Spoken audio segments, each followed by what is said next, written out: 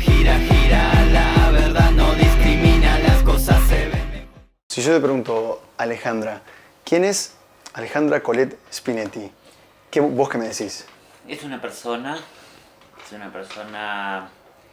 que lucha por derechos, que fue educada para dejar un mundo mejor, que está comprometida con eso y que desea en la utopía que todas las compañeras y compañeros trans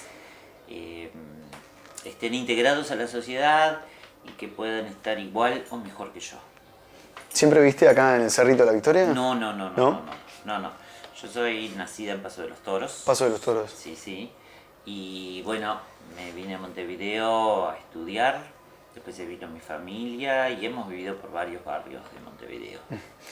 ¿Y tu vínculo familiar con tus viejos cómo fue? ¿Cómo era? Súper bien. ¿Sí? Súper bien. Mis padres son dos personas muy sensibles que evidentemente en la década del 70, del 80, todos estos temas no eran conocidos ni se hablaban, pero que yo sentía que mis viejos estaban siempre ahí. De pronto incentivándote a estudiar, de pronto cuando volvías del liceo o con alguna angustia, todo el tema del bullying yo lo viví, no se llamaba así en aquella época, pero lo viví.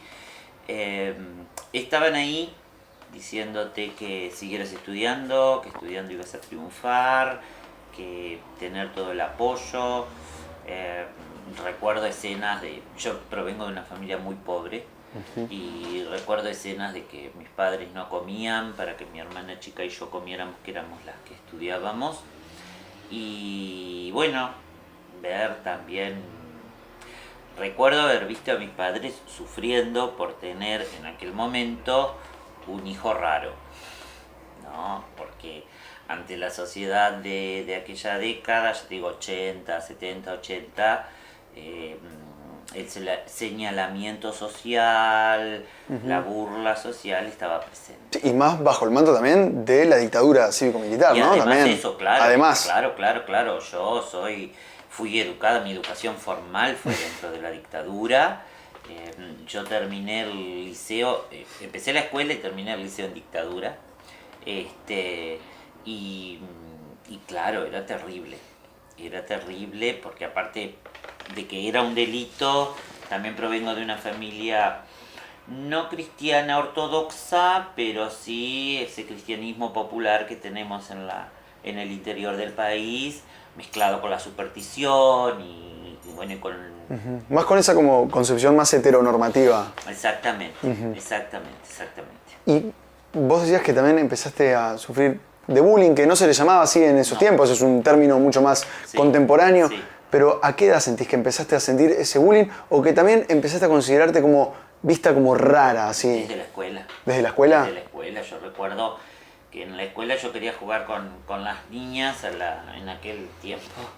Jugábamos a la rayuela o a la cuerda y quería jugar con las niñas y las maestras me sacaban porque los varones no podían jugar con las niñas y me mandaban a jugar fútbol con los varones y los varones me pegaban porque los maricones no jugaban al fútbol, que tenía que ir a jugar con las niñas. Entonces optaba en los últimos años de la escuela, opté la mayoría de las veces por quedarme dentro del salón en el recreo. ¿Sí? Mentía que me sentía mal o que tenía sueño o cosas así y terminé por...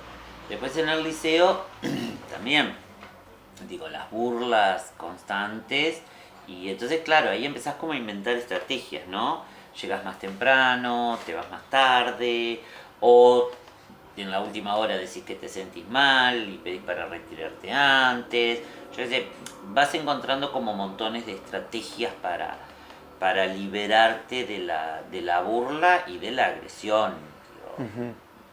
Yo recuerdo que llegaron a la agresión física. Pero bueno, era lo que te decía, yo sabía que llegaba a casa y estaban mis padres ahí y más allá de que no se hablaran estos temas o que ni yo sabía que tenía identidad trans, a ver, ni yo tenía idea de estas cosas, no se hablaban. Los estudios sobre las identidades trans y todo el tema de las identidades es muy nuevo, sobre todo en el Uruguay, es muy nuevo. A nivel internacional hay estudios más viejos, pero en el Uruguay es muy nuevo, entonces ni yo sabía, pero sabía que era rara. Pero bueno, sabía que estaban ahí mis viejos, sabía que estaban mis abuelas, mis abuelos, mis tías también, que siempre fueron muy contenedoras, mis primos y eso, siempre estaban ahí, más allá de que yo creo que ellos de algún modo la padecían por todo esto que te digo del señalamiento social. En realidad nunca, jamás ninguno me hizo sentir ni culpable ni nada. ¿Y qué implicó para vos adoptar esta identidad trans contigo y también con tu entorno, directamente tu vínculo familiar? ¿Cómo fue el transmitir esta...? Bueno, en realidad fue mucho más difícil cuando a los 18 años le dije a mi familia en aquel momento que era homosexual, que es como la primera etapa que todos tenemos.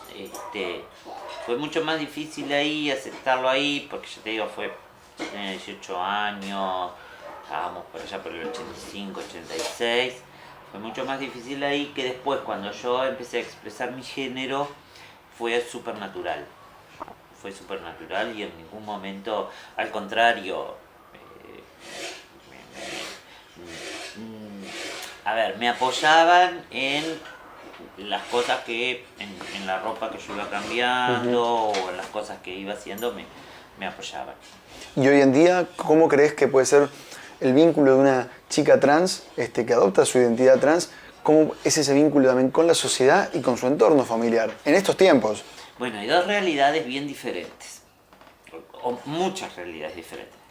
A ver, por un lado nosotros tenemos el interior del país y por el otro lado tenemos Montevideo. Son realidades bien diferentes. Yo siempre digo, yo tengo la suerte de viajar mucho por el país y sobre todo viajar al Uruguay profundo. A su vez es diferente en las grandes ciudades, capitales departamentales grandes, como en capitales departamentales más pequeñas, como en pueblos más pequeños. Y a su vez en Montevideo es diferente en la periferia que en el centro. En general, digamos que las familias más céntricas e intelectualizadas, formadas académicamente, hay una aceptación.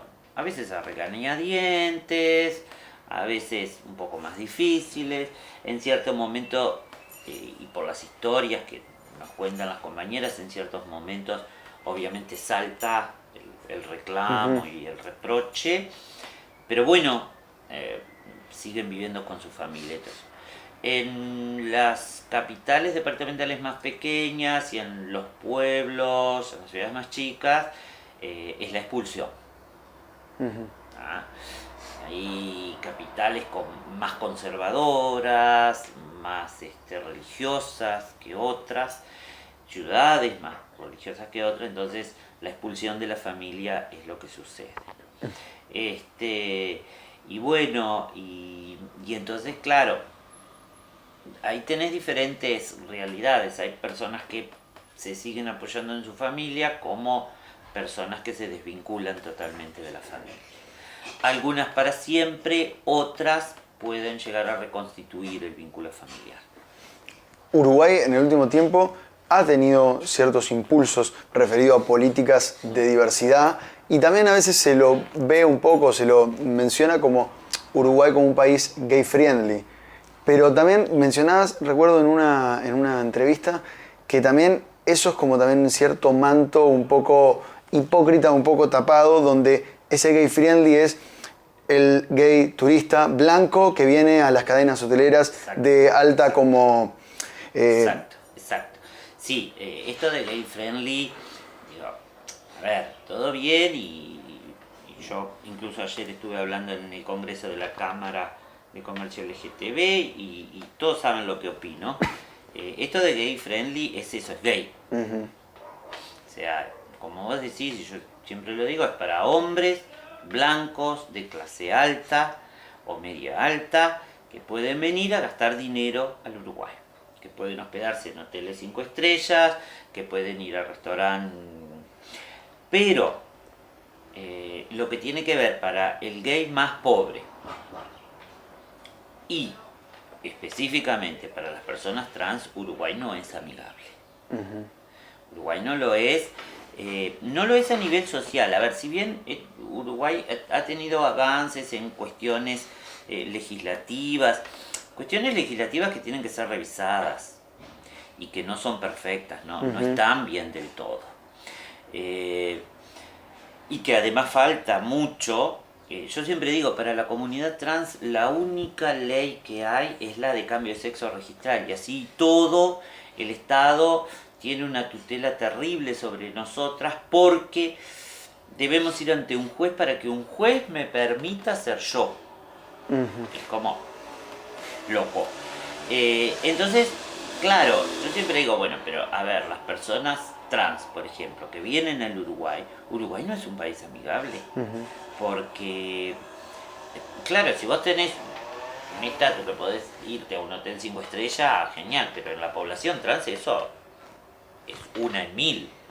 Y por lo cual, generalmente las personas trans son personas pobres, son personas que trabajan para comer y no tienen. Y justamente ayer estuve en una mesa donde hablaba la doctora Valeria España, que ella pertenece a Mujeres Sin Fronteras, y justamente ella hablaba cómo Uruguay tampoco es amigable para los inmigrantes, y daba un caso de una chica trans inmigrante peruana y cómo le cuesta insertarse y que Uruguay sea amigable. Entonces, eso de gay friendly es sesgado, es acotado, no es LGTBQI friendly. Claro. Mencionabas recién que gran parte de la población trans viene de clases sociales, de estratos sociales bajos. Y en ese caso, ¿cómo también repercute en el tema a veces, porque mencionabas vos el tema de lo estético, que a veces es complejo vinculado a lo económico, que algunas chicas acuden a algunos mecanismos estéticos para llegar a cierto ideal o cierto formato que está concebido en la sociedad y terminan utilizando algunos elementos o materiales que dañan el organismo. Sí, desgraciadamente, bueno, hay como varias cosas. Desgraciadamente la sociedad y sobre todo el mundo mediático impone un ideal de belleza física. La mujer rubia, con cintura, pechos, sí, claro, etcétera, etcétera. Los dientes muy blancos, etcétera, etcétera. Por otro lado, hay una realidad, y es que las compañeras trans no tienen acceso laboral, por lo cual, como nosotros decimos, el único destino laboral que le queda es la prostitución. Y quien consume prostitución trans va a querer, o sea, busca ese ideal de belleza. Por lo cual, las compañeras se someten a una cantidad de cirugías clandestinas o de automedicación, de hormonas, que terminan, como por ejemplo la inyección de silicona industrial, el famoso aceite de avión, que terminan siendo nocivas para la salud. Y tenemos hoy en día compañeras que ya están en edades adultas y que están padeciendo las consecuencias de todo eso, porque ese aceite se va filtrando a la sangre y al cuerpo mismo, y se va desparramando por el cuerpo y empieza a infectar todo. Y bueno, tenemos casos de compañeras que muestran el cuerpo y sinceramente están terribles y padeciendo problemas de hígado, de riñón, de corazón, etcétera, etcétera, ¿no? ¿Cuál es dentro de la prostitución, que es una de las fuentes laborales, quizás mencionadas también, de más como rápido acceso, ¿cuál es el público que busca o acceder a chicas trans, pero casados de clase alta? Te pregunto esto también porque siento que hay como cierta también hipocresía social en donde mucha gente que consume los servicios de chicas trans luego generan también, son, partícipes de cierta discriminación que luego se ve camuflada y tapada en la noche. Totalmente. ¿Eso cómo es? Totalmente. Bueno, en general, los clientes de las compañeras, como te digo, son hombres casados de clase media alta y alta. Generalmente ese es el perfil. ¿Y qué? ¿Hetero? ¿Homosexuales tapados? ¿Qué? Bueno, a ver, ahí tenemos que hacer una salvedad. Si un hombre tiene relaciones afectivos sexuales con una mujer trans, sigue siendo heterosexual. No importa los genitales de la persona, ni importa las prácticas sexuales. Sigue siendo heterosexual porque yo soy una mujer heterosexual. Por más que sea trans, soy heterosexual, porque mis relaciones afectivos sexuales son con varones. Por lo tanto, el varón que salga conmigo va a seguir siendo heterosexual. No importa la práctica sexual. Eso es interesante porque creo que también a veces no está como tan concebido de esa forma. No. Y esto trae como consecuencia otras cosas, porque esto trae como consecuencia que muchos varones de pronto tienen una atracción afectiva muy fuerte hacia una mujer trans, pero como el otro dice que es homosexual, entonces no llega a la realización. Por lo cual hay que tener muy claro, el varón que tiene relaciones afectivas sexuales con una mujer trans sigue siendo heterosexual, igual que la mujer que tiene con un hombre trans, siguen siendo heterosexuales, no importa la práctica sexual. Vos sos docente de literatura y también ahora estás, tu cargo en el SODRE en el área de danzas folclóricas, ¿cuál es? ¿Es de coordinadora? Coordinadora académica. Es con directora, lo que pasa es que jurídicamente tiene otro nombre. ¿Cómo ha sido tu vínculo en este caso como docente, ahora puntualmente de literatura? ¿Hace cuánto ejerces la docencia? 28 años. 28 años. ¿Y cómo ha sido tu vínculo con los estudiantes? Mi vínculo ha sido maravilloso. Realmente maravilloso. Yo siempre digo, y lo aclaro, porque me da vergüenza decirlo, yo tuve como dos etapas en mi vida, una etapa que yo llamo la etapa de travesti, en la que me tuve que vestir de varón para poder estudiar y para poder empezar a trabajar. Hasta que empecé a exteriorizar mi género. Y en esta etapa que yo te digo de travesti, en realidad siempre recibía burlas, etcétera, etcétera, siempre. ¿Cómo, desde la docencia estás hablando? Sí, como docente. Como docente. Como docente, desde los alumnos y desde los compañeros. Sin embargo, a partir de que yo empecé a exteriorizar mi identidad, eso cambió absolutamente. Tengo una relación muy buena con mis alumnos, que como yo siempre digo, podrán compartir o no. Yo siempre digo, yo siempre pido respeto. Podemos compartir o no compartirlo, pero nos respetamos. Entonces, yo lo que siempre digo es, yo no obligo a nadie a que comparta mi identidad, pero que me respete. Entonces, con mis alumnos hay una relación de respeto absoluta, muchas veces de admiración. Me ha pasado de terminar el año y recibir cartas o charlas de los alumnos que vienen y te dicen, yo pensaba otra cosa de las personas como usted, y la verdad que aprendí montones y aprendí a respetarlas, etcétera, etcétera. De los padres, me escriben los padres, vía Facebook, me escriben privados los padres. Ayer justamente me escribía una madre que a su vez es exalumna mía, mira si estaré vieja, que los padres de mis alumnos son mis exalumnos, y me decía que cuando se enteró que yo era la profesora, que bueno, que habló con el hijo de lo bueno que era tener una profesora como yo, y bueno, y eso está bien, no por mí, a ver, no me estoy dando dique a mí, sino por las que vienen. Claro. ¿No? Y eso está bueno. ¿Cómo te consideras como docente? Muy buena, excelente. ¿Docente de qué tipo? Yo soy de las docentes que me encariño con los alumnos y de las docentes que busco la forma de que, primero de que piensen, primero los desafío a que piensen y los desafío mucho. Yo siempre les digo a los alumnos que si nosotros no pensamos, terminamos cayendo en los mismos errores, no solo políticos sino sociales. Primero les desafío que piensen, después los contengo. Soy de las profesoras que ellos vienen, me cuentan sus problemas, que comparten conmigo mucha cosa, que buscan un consejo y los mimo mucho y siempre busco la forma de que salven la materia de acuerdo a aquello en lo que les va mejor. Si uno es mejor hablando, busco explotar eso. Si otro es mejor escribiendo y es muy tímido para hablar, busco explotar eso. Si otro es mejor para trabajar en grupos, exploto eso. Buscar como de cada uno lo que pueda... Sí, te lleva mucho tiempo, te lleva mucha energía.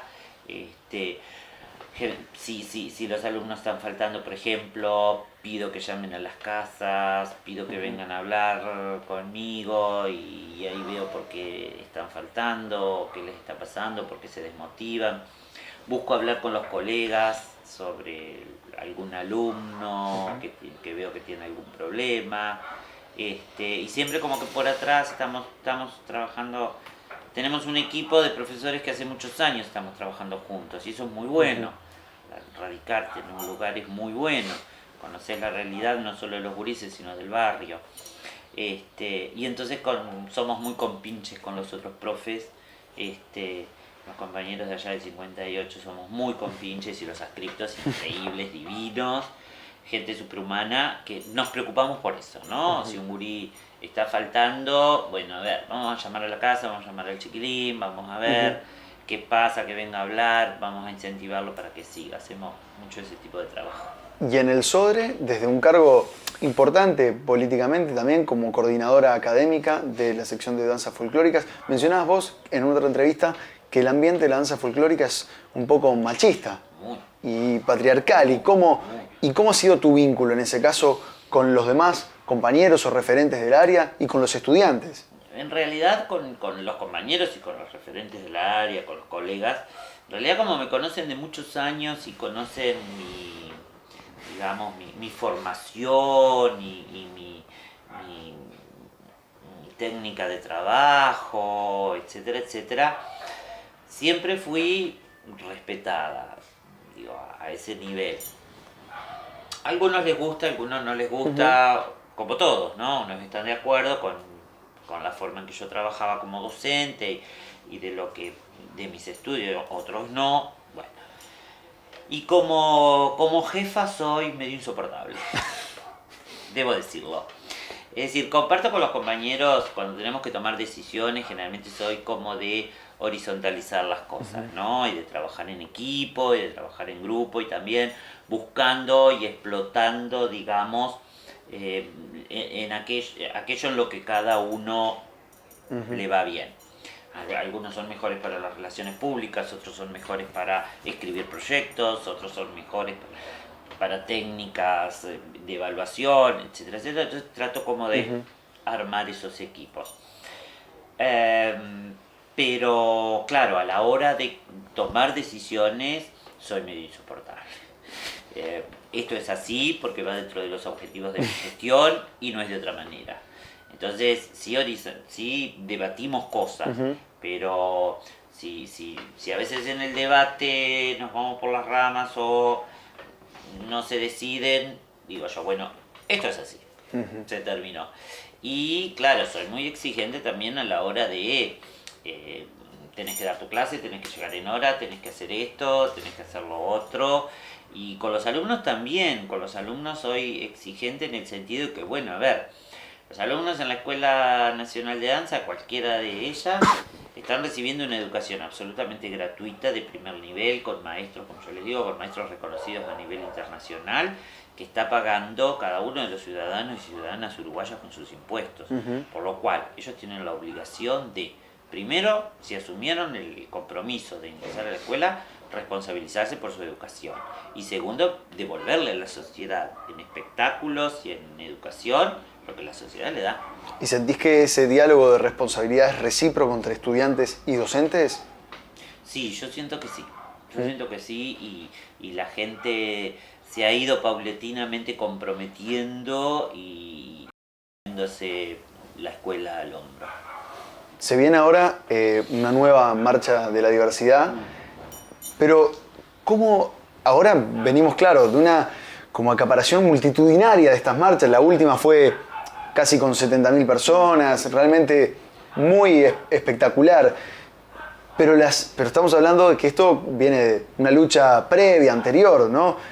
¿Cómo eran las marchas anteriores, sin ser tan multitudinarias? Digo, de gente, de apoyo, de cómo las veía la sociedad civil. Yo siempre digo, a ver, eran marchas encabezadas por trans. Todas las luchas, Sí, eso vi que lo mencionabas en una entrevista anterior. siempre lo menciono y siempre voy a defenderlo, todas las luchas han sido iniciadas por trans. Sin embargo, hay una gran invisibilización de las personas trans. Las primeras marchas en Uruguay las iniciaron las compañeras trans, marchando del Obelisco a la universidad, por allá por el año 90 y poco. Bueno, después la gente de HU, Homosexuales Unidos, también, pero eran 10 gatos locos que andaban por ahí por la calle y todo el mundo riéndose. Gatos locos digo que pensaba la gente, no que piense yo. Y la gente se reía y los miraba con caras raras y obviamente todo el tema de los insultos. Entonces cuando vos recordás aquellas marchas y mirás las marchas de hoy, vos decís, wow, qué increíble.